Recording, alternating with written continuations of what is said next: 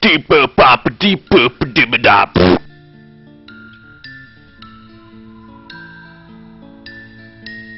Timber design is the process of creating products, components, and structural systems with woods and wood-based materials.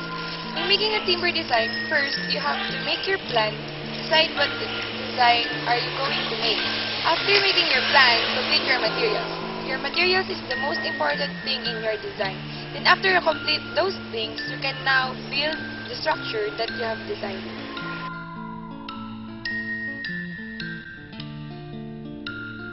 Starting off with the introduction of steel design, the tension members and beams.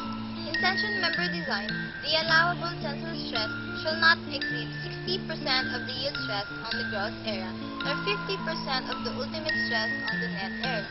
In beam design, they are designed on the basis of bending stress. The allowable bending stress is based on the following: width of compression flange, distance between lateral supports of compression flange, orientation of beam, and type of loading.